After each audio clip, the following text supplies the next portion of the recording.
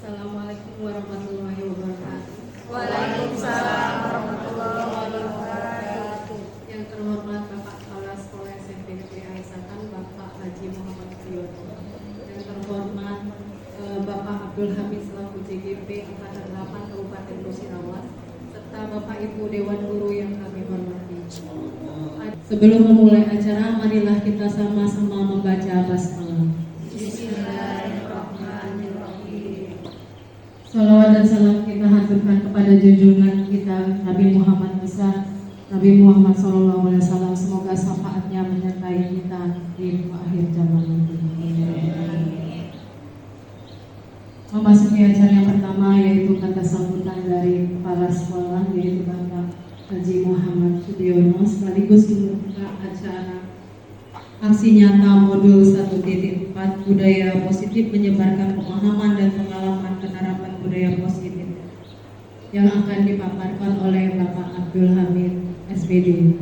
Kami mohon Bapak Kepala Sekolah Bapak Haji Muhammad Sudiono untuk sekaligus membuka acara ini sekaligus beserta kata sambutannya. Kami persilakan.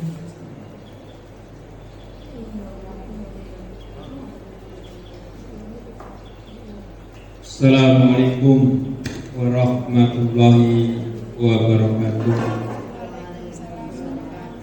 Alhamdulillahirabbil alamin. Wassalatu wassalamu ala asrofil anbiya'i wal mursalin wa ala alihi washabihi ajma'in, amma ba'du. Puji syukur kehadirat Allah Subhanahu wa taala.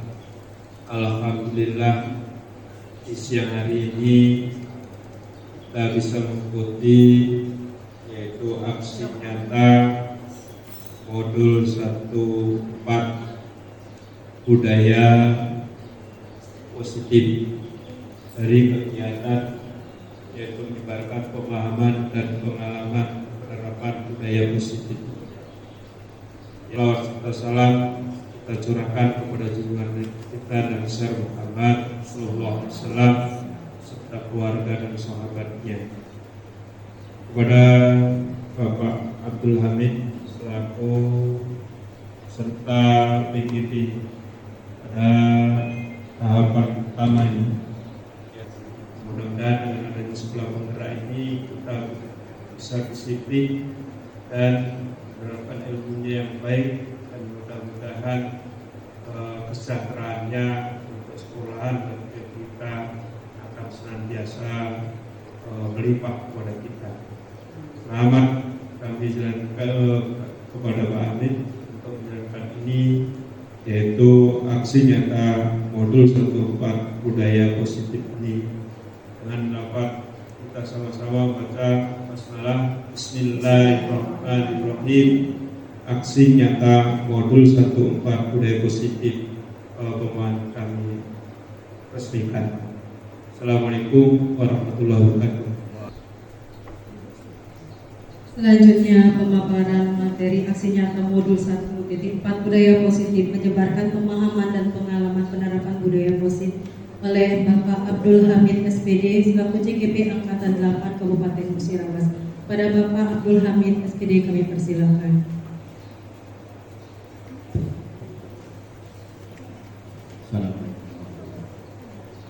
Assalamualaikum warahmatullahi wabarakatuh.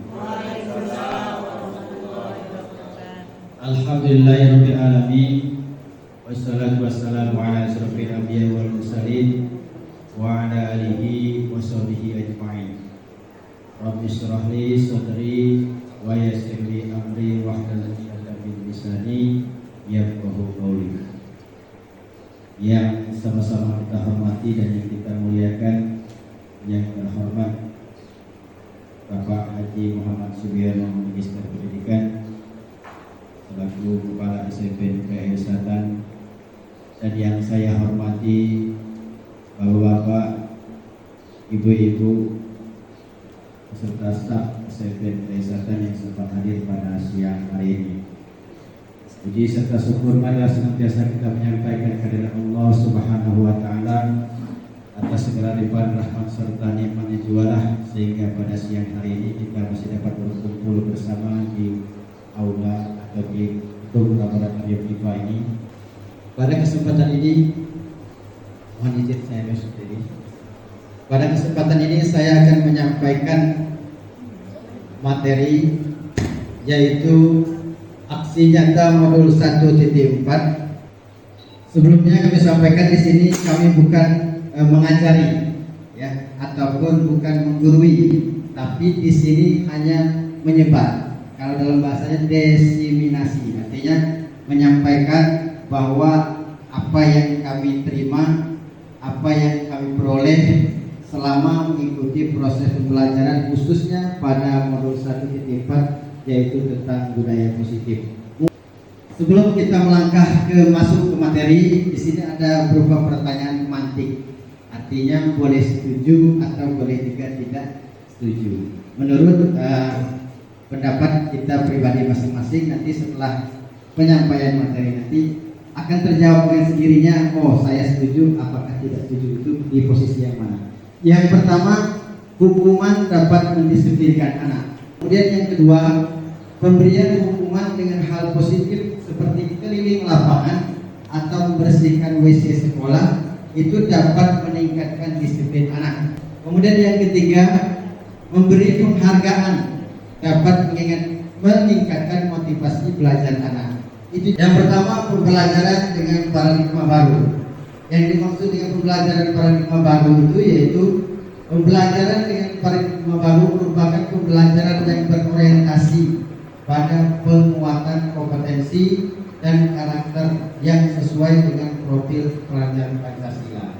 Nah, di sini yang membedakannya yaitu penguatan kompetensi. Kalau penguatan kompetensi itu sudah kita lakukan, artinya kita memberikan materi, menanamkan dasar-dasar kepada anak, materi di kelas kita masing-masing.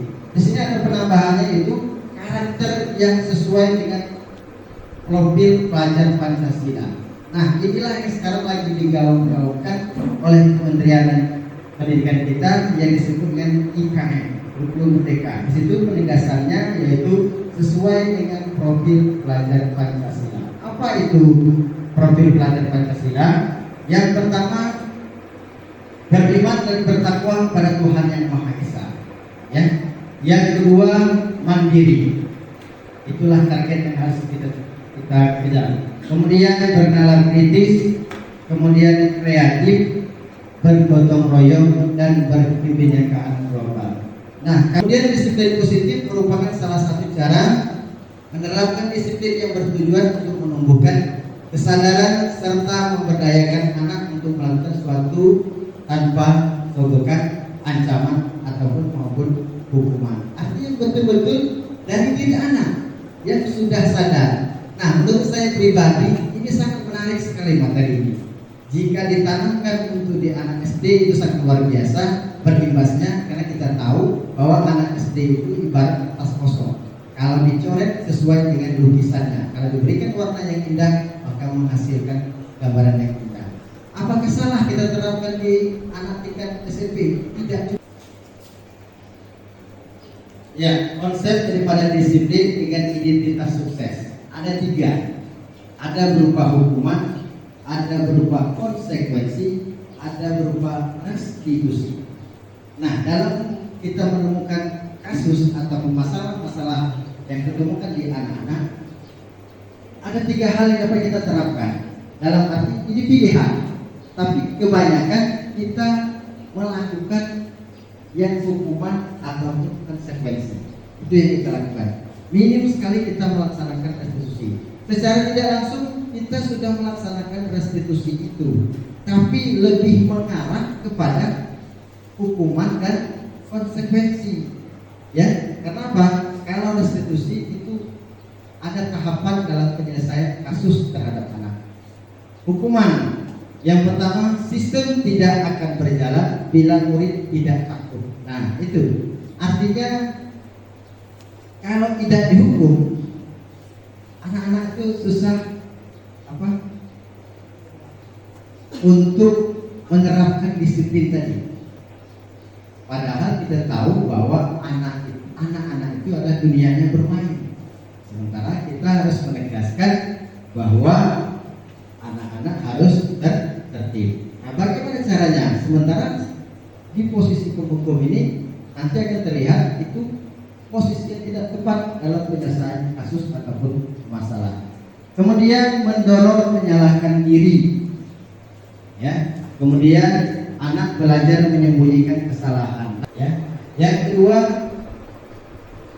mencoba mengontrol anak dengan penguatan negatif. Artinya nanti akan disampaikan bahwa pada dasarnya guru itu tidak bisa mengontrol siswa. Yang bisa mengontrol anak atau yang bisa mengontrol sesuatu itu hanyalah diri dia sendiri. Maka penegasannya disiplin positif itu harus berdasar dari dalam dirinya, ya, bukan dari luar atau ekstrinsi tadi. Kemudian konsekuensi. Konsekuensi yang pertama memerlukan monitoring dan supervisi terus menerus. Kemudian mendorong kepatuhan. Nah, dengan anak merasa konsekuensi kalau tak tiket nanti akan dapat hukuman. Itu dapat juga mendorong kepatuhan. Sementara kan seharusnya kepatuhan itu adalah muncul dari dalam diri anak, bukan karena konsekuensi takut dari pelanggaran aturan yang anak lakukan. Kemudian anak belajar taat peraturan. Pokoknya apapun aturan yang di sekolah harus ditaati. Seperti dengan aturan ini harus ikut, harus turuti. Itu daripada konsekuensi.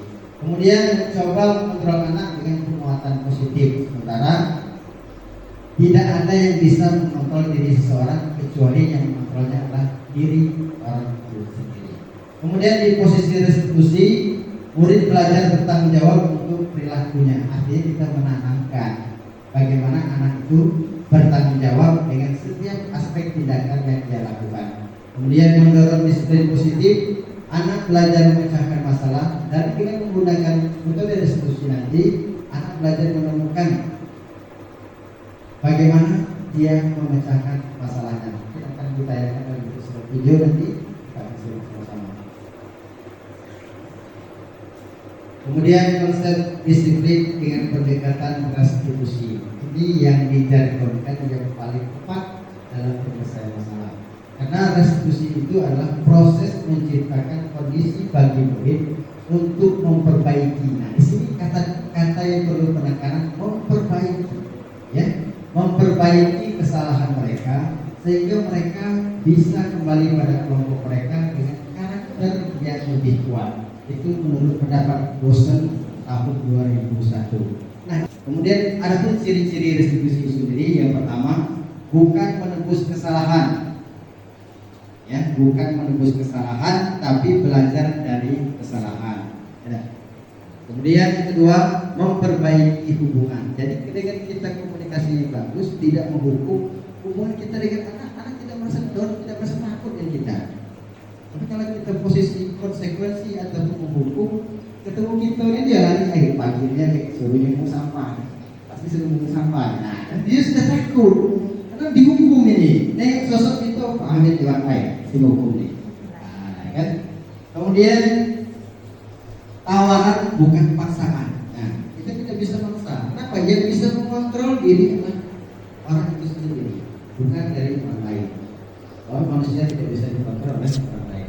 Kemudian menuntut untuk melihat ke dalam diri, artinya flashback, ya, flashback, introspeksi diri. Kemudian mencari kebutuhan dasar yang mendasari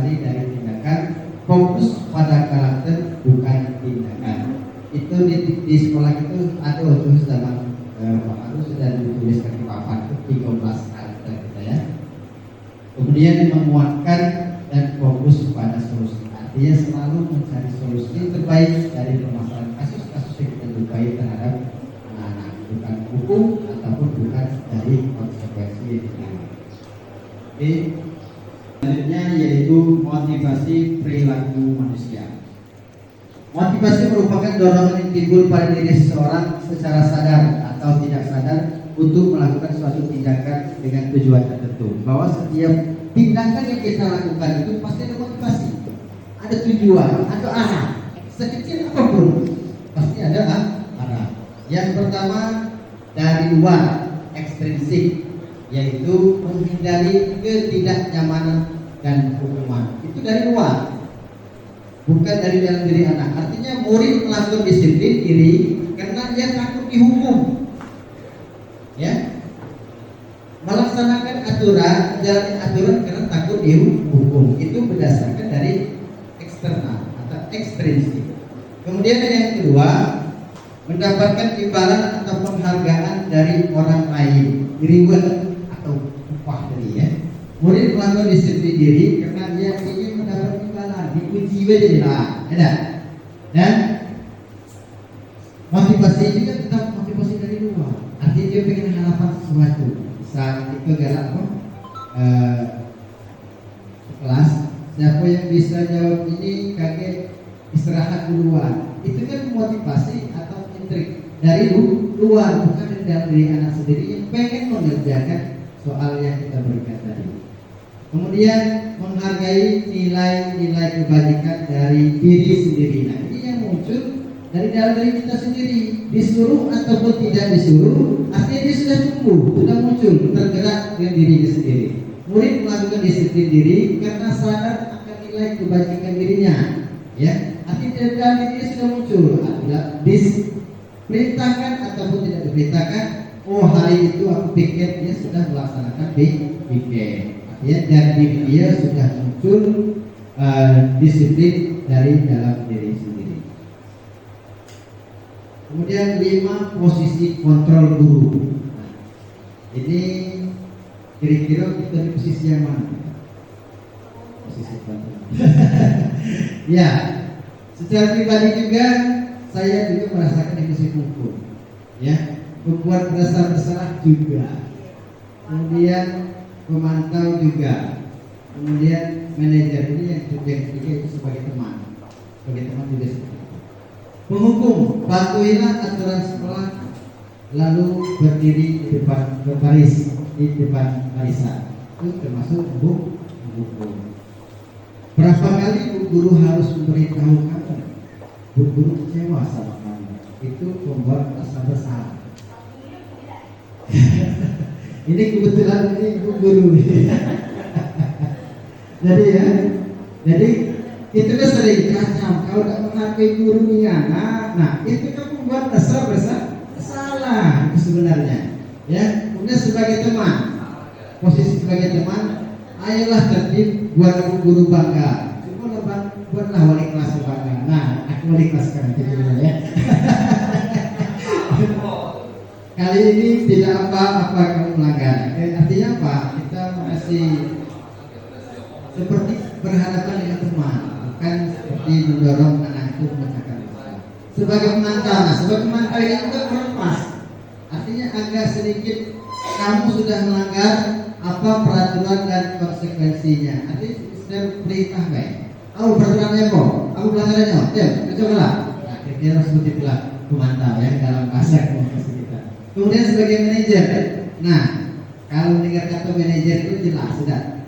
Kalau bahasa itu manajer itu bos lah. Nah seperti itu ya, manajer itu bos.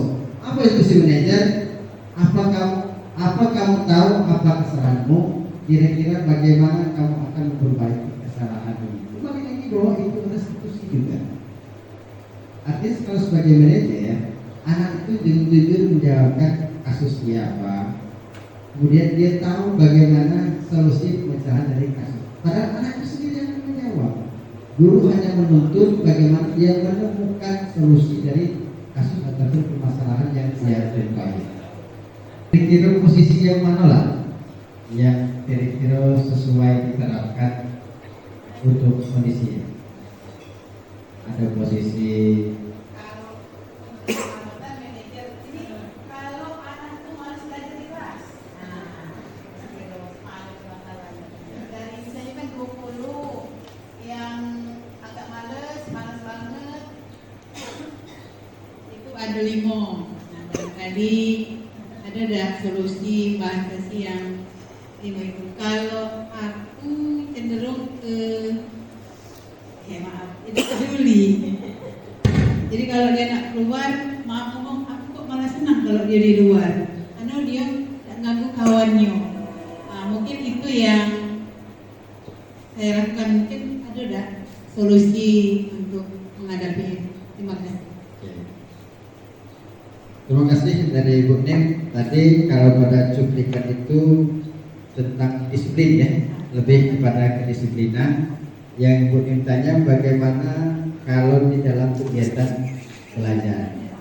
Secara tidak langsung tadi sudah disampaikan pada posisi kontrol. Kalau di posisi manajer, artinya guru hanya menuntut bagaimana cara anak menemukan solusi dari masalah anak itu sendiri. Bukan berarti guru yang memberikan solusi, beda ya.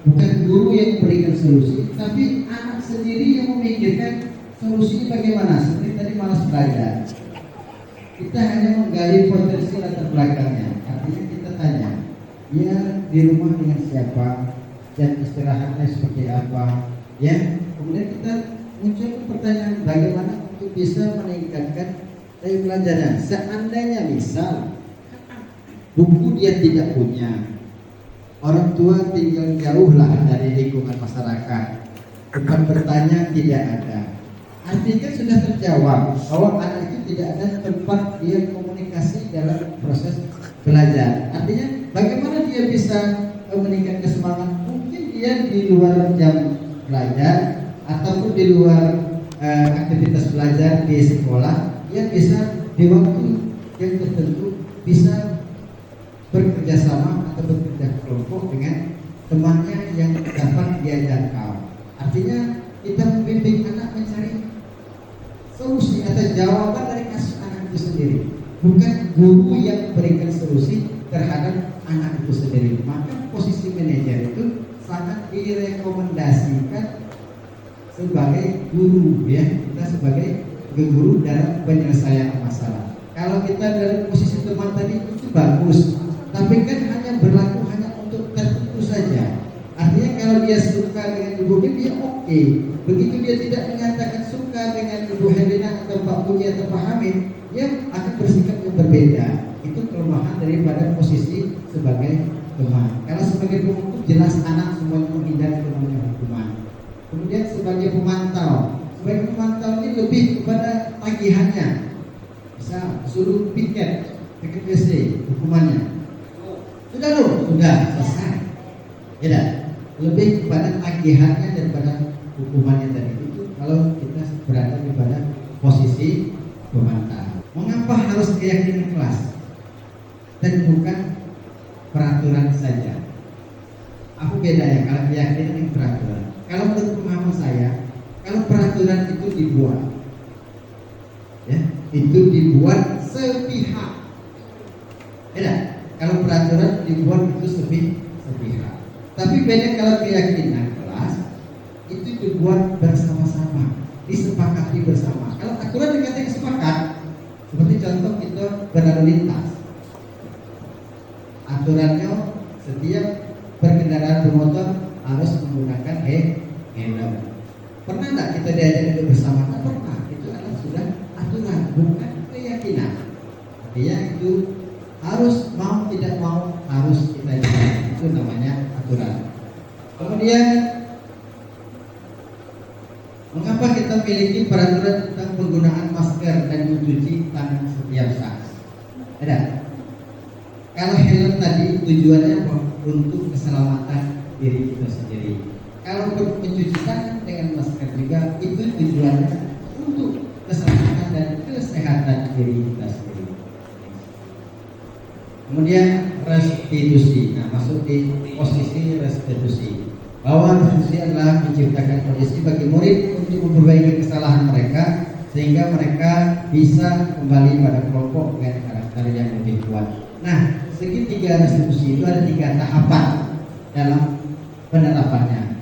Yang pertama, menstabilkan identitas. Artinya kita meyakini bahwa anak yang kita panggil ini betul-betul dia melakukan pelanggaran. Artinya bukan kita yang menyatakan anak melakukan pelanggaran, tapi anak sendiri yang mengakui pelanggaran yang ia langgar sendiri. Kemudian validasi tindakan yang salah, artinya kapan dia melakukannya, di mana tempatnya, itu validasi betul-betul. Bukan kita yang menuduh, tapi anak itu sendiri juga yang menyebutkan apa yang dia langgar. Kemudian yang ketiga, menanyakan keyakinan kelas. Artinya keyakinan kelas yang kita susun tadi, pelanggarannya seperti apa, terus keyakinan kelas mana yang kita langgar, ya. Kemudian bagaimana solusi dari pelanggaran tersebut yang mereka langgarkan dari keyakinan kelas tersebut. Oke, terima kasih. Silakan kalau nanti ada yang perlu disampaikan, kita sharing bersama-sama, berdiskusi. Artinya belum tentu apa yang saya sampaikan, apa yang saya paparkan itu murni dapat kita laksanakan secara langsung, tapi ini secara berproses. Perlu didiskusikan, Bapak Ibu.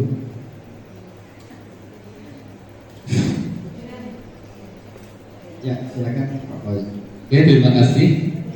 Nama saya Muhammad Fauzi, ingin sedikit bertanya dan sharing kepada Pak Abdul Hamid tentang materi budaya positif. Tadi setelah saya mendengarkan penyampaian dari Pak Abdul Hamid, banyak sekali hal-hal yang sering terjadi benturan kita sebagai seorang guru, terutama saya sebagai seorang guru olahraga. Tadi saya juga menemukan siswa yang seperti itu. Saya tadi masuk di kelas 83 di jam pertama, dan saya menemukan 2 siswa yang tidak memakai pakaian olahraga, yaitu atas nama Kezio dan Sadila. Dan Kezio sendiri saya tanyakan kenapa Kezio tidak memakai pakaian olahraga. Dia hanya diam saja. Kita tahu juga Kezio ini siswa baru kemarin di kelas 7. Tentu dia belum banyak beradaptasi dengan teman-temannya. Jadi saya hanya mengingatkan minggu depan silakan membawa baju olahraga. Sadila pun seperti itu, diam saja. Jadi saya sebagai guru olahraga tadi saya juga ajak ke lapangan karena baru pertemuan perdana. Saya ikutkan mereka untuk mengikuti kegiatan olahraga. Dan selanjutnya saya petik juga tadi bahwasannya kita harus ada keyakinan kelas tadi ya, bukan peraturan kelas. Dan saya sendiri telah menyampaikan dalam proses belajar dengan saya adanya kontrak belajar. Apakah itu sedikit berbeda atau berbeda jauh dengan keyakinan di kelas? Terima kasih Pak. Oke, terima kasih Pak Fauzi. Ya, tadi sudah menceritakan kondisi di lapangan bahwa menemukan kasus ya, satu kasus dan 2 orang anak, yaitu tentang disiplin berpakaian dalam arti kapan menggunakan baju olahraga dan kapan menggunakan seragam yang lainnya. Nah, di posisi tadi Pak Uji selaku guru olahraga, ada anak yang tidak menggunakan seragam sesuai pada posisinya. Secara tidak langsung Pak Uji itu sudah melaksanakan segitiga restitusi, tapi baru pada tahap validasi ya, baru tahap validasi ya, validitasnya baru tahap itu, tapi belum menjerumus kepada anak menemukan solusi, tapi lebih ke Pak Fauzi yang memberikan solusi kepada anak. Yang lebih tepatnya validasi kita laksanakan, yang menstabilkan identitas kita laksanakan, dan juga membimbing anak bagaimana dia bisa mencari solusi dari kasusnya. Mungkin